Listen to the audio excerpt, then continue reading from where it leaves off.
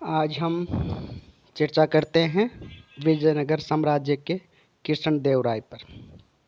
अगर हम बात करें कृष्णदेवराय की, तो कृष्णदेवराय नरसा नायक के पुत्र थे। इनके पिताजी का नाम है नरसा नायक और इन्हें जनता द्वारा कृष्ण का अवतार भी कहा जाता है।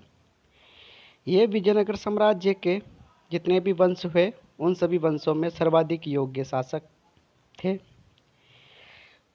बाबरनामा में बाबर ने इन्हें तत्कालीन भारत का सर्वाधिक शक्तिशाली शासक कहा है।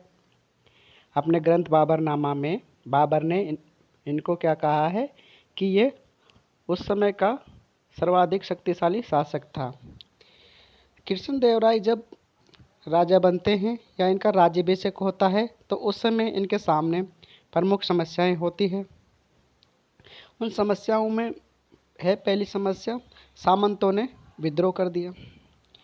दूसरे है उड़ीसा के गजपति शासकों ने भी दक्षिण में आक्रमण किया। तीसरी समस्या थी बीजापुर के शासकों द्वारा। चौथी समस्या जो इनके सामने आई, वो पुर्तगालियों द्वारा समुद्र तट पर विस्तार कर रहे थे। कृष्णदेवराय द्वारा इन समस्याओं का समाधान अपने कूटनीतिक और सामरिक नीति के तहत किया। अब बात करते हैं कृष्णदेवराय एवं बहमनी साम्राज्य के बीच संबंध।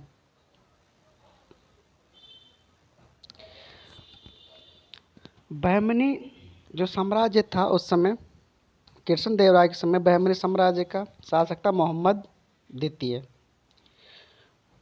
मोहम्मद द्वितीय ने बीजापुर के साथ मिलकर विजयनगर साम्राज्य पर अटैक किया। जब विजयनगर साम्राज्य पर अटैक किया, तो मोहम्मद द्वितीय और विजयनगर साम्राज्य कृष्णदेवराय के बीच अडोनी का युद्ध होता है और इस अडोनी के युद्ध में मोहम्मद द्वितीय की पराजय होती है। अडोनी के युद्ध में मोहम्मद द्वितीय की पराजय होती है।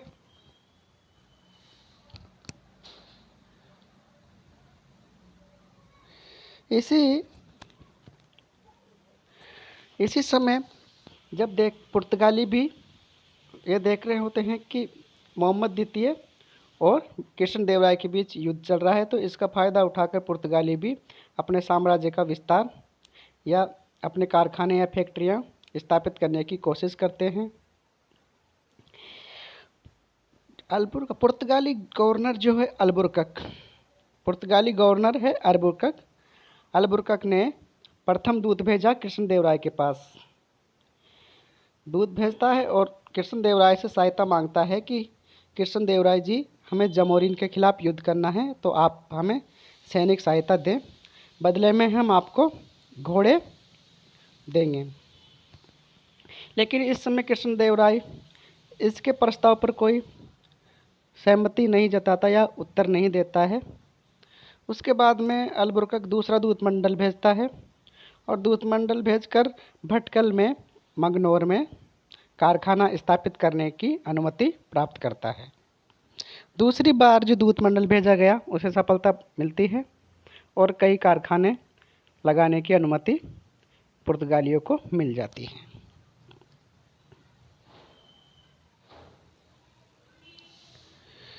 (1510) का समय है। अब आता 1510 का समय है, तो अल्बुकर्क ने बीजापुर के सुल्तान से गोवा छीन लिया। अब बंदरगाह पुर्तगालियों के नियंत्रण में हो गया, तो घोड़े का जो व्यापारिक है, घोड़े का व्यापार पर पुर्तगालियों का एकाधिकार हो गया। इसलिए अब कृष्णदेवराय ने पुर्तगालियों के प्रति उदार नीति अपनाई। अब कृष्णदेवराय पुर्तगालियों से मित्रता करना चाहता है, क्योंकि कृष्णदेवराय को युद्ध के लिए या अपनी सेना को सुसंगठित करने के लिए घोड़े की आवश्यकता थी। इसलिए अब कृष्णदेवराय पुर्तगालियों से मित्रता करना चाहता है।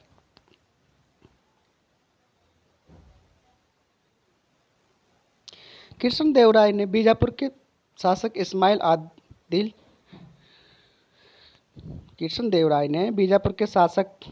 आदिल शाह पर आक्रमण किया और उससे रायचूर दोआब छीन लिया। उसके बाद में कृष्णदेवराय गुलबर्गा के शासक अमीर बरीद पर आक्रमण करता है और जो मोहम्मद द्वितीय है उसको अमीर बरीद ने कैद करके रखा था, उसको कैद से रिहा कराकर अहमदनगर की गद्दी पर पुनः आसीन करवाता है और कृष्णदेवराय यवना स्थापनाचार्य की उपाधि धारण करता है। क्या करता है? गुलबर्गा पर कृष्णदेवराय गुलबर्गा पर आक्रमण करता है। आक्रमण करके अमीर बरीद को पराजित करता है और अमीर बरीद ने मोहम्मद द्वितीय को कैद कर रखा था, उसको कैद से रिहा करके पुनः अहमदनगर की गद्दी पर आसीन करवाता है और इसी उपलक्ष्य में कृष्णदेवराय ने यवन स्थापनाचार्य की उपाधि धारण की। इसके बाद में कृष्णदेवराय उतनौर के गंगाराय को पराजित करता है। कृष्णदेवराय के समय में कृष्णदेवराय ने उड़ीसा के गजपति शासक प्रताप रुद्र देव पर आक्रमण किया और उदयगिरी का घेरा डाला। उसके साथ में कोडविड्डू को भी जीता। कृष्णदेवराय और उड़ीसा के शासक गजपति प्रताप रुद्र के बीच में संधि होती है और इस संधि के तहत प्रताप रुद्र देव को अपनी पुत्री का विवाह कृष्णदेवराय से करना पड़ता है। क्या हुआ? कृष्णदेवराय ने उड़ीसा के शासक गजपति प्रताप रुद्र देव पर आक्रमण किया और आक्रमण करके उदयगिरी का किला और कोडविडू दोनों स्थल इसने जीत लिए। जब जीत लिए तो जो उड़ीसा का शासक है प्रताप रुद्र देव संधि प्रस्ताव रखता है कृष्णदेवराय के पास और इस संधि की शर्त यह होती है कि जो प्रताप रुद्र देव है अपनी पुत्री का विवाह कृष्णदेवराय से कर दे।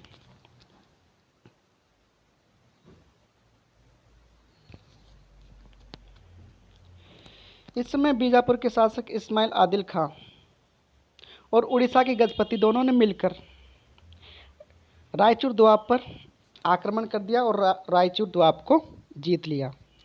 जब इसकी सूचना कृष्णदेवराय को मिली तो कृष्णदेवराय बड़ी सेना लेकर इन दोनों की सेना को पराजित करता है।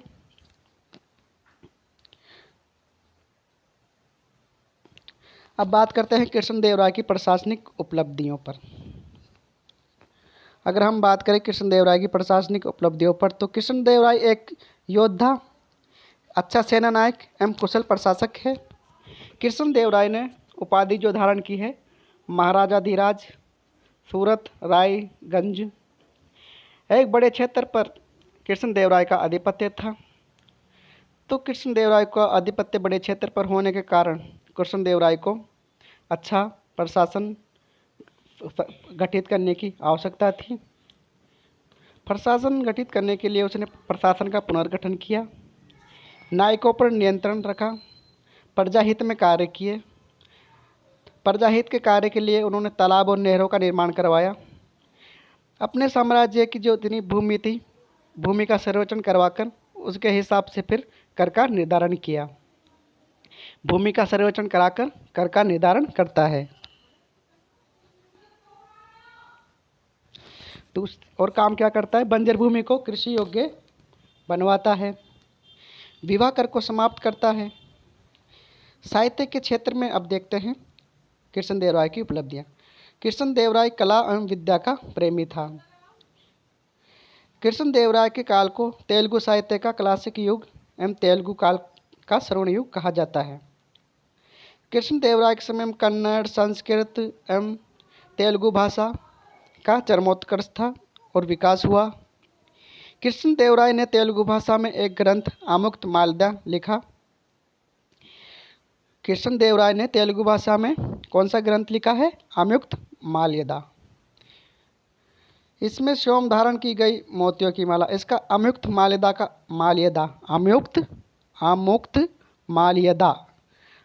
माल्यदा का अर्थ होता है मोतियों की माला।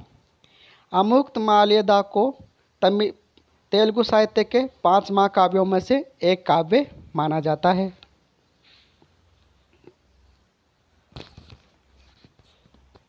आमुक्त माल्यदा में विष्णुचित्त अलवार की बेटी से फूलों की माला बनाकर भगवान को पहनाती थी। आम्रयुक्त मालदा में उल्लेख मिलता है कि विष्णुचित्त अलवार की बेटी अपने हाथों से फूलों की माला बनाकर भगवान को पहनाती थी, इसलिए इसका नाम इस ग्रंथ का नाम आम्रयुक्त मालदा रखा गया है।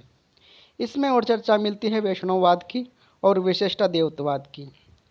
पेरियार की बेटी और दूसरी चर्चा क्या मिलती है इसमें, पेरियार की बेटी गोंदा और भगवान रंगनाथ के प्रेम का वर्णन भी किया गया है।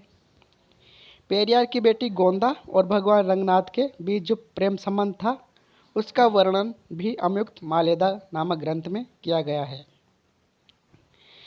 आम्रयुक्त मालेदा से और किसकी जानकारी प्राप्त होती है, तो आम्रयुक्त मालेदा नामक ग्रंथ से राजनीति कृष्ण देव राय के या विजयनगर कालीन साम्राज्य की राजनीतिक प्रशासनिक जानकारी प्राप्त होती है। इसमें आम्रयुक्त मालेदा नामक ग्रंथ में बताया गया है कि राजा को सिंचाई के लिए तालाब बनवाना चाहिए, एक राजा को धर्म के अनुकूल शासन करना चाहिए, और इससे आम्रयुक्त मालेदा नामक ग्रंथ से व्यापार की जानकारी भी मिलती है। अब बात करते हैं कृष्ण देव राय के जो दरबार में अष्टदिग्गज रहा करते थे। अष्टदिग्गज, इनमें 8 तेलुगु भाषा के कवि को अष्टदिग्गज कहा जाता था। इसमें अगर प्रमुख की बात करते हैं तो इसमें प्रमुख नाम आता है अष्टदिग्गजों में। अष्टदिग्गजों में प्रमुख कवि का नाम लिया जा सकता है, उस कवि का नाम है पेडन्ना। इन पेडन्ना को आंध्र कविता का पितामह भी कहा जाता है। अब कृष्ण देव राय एक निर्माता के रूप में भी जाने जाते हैं। कृष्ण देव राय ने नागलपुर नगर, होसपेट नगर और विट्ठल स्वामी के मंदिर एवं चिदंबरम नामक मंदिर भी बनवाए। निर्माण कार्य में क्या क्या करवाया इन्होंने, तो नागलपुर नगर का निर्माण करवाते हैं, दूसरा होसपेट नगर का भी निर्माण करवाते हैं, तीसरा विट्ठल स्वामी के मंदिर को निर्मित करवाते हैं, चौथा चिदंबरम मंदिर का भी निर्मित करवाया। इनके समय में पुर्तगाली यात्री पायस एवं बारबोसा विजयनगर साम्राज्य की यात्रा पर आते हैं। नुनीज बोलते हैं, नुनीज ने लिखा है कि कृष्ण देव राय ने अपने 6 वर्ष के बेटे तिरुमल को राजा बना दिया तथा स्वयं कृष्ण देव राय उसका मंत्री बनकर शासन करने लगा, लेकिन तिम्मा ने तिरुमल राय की हत्या कर दी। तो उसके बाद कृष्ण देव राय ने अपने चचेरे भाई अच्युत देव राय को उत्तराधिकारी घोषित कर दिया।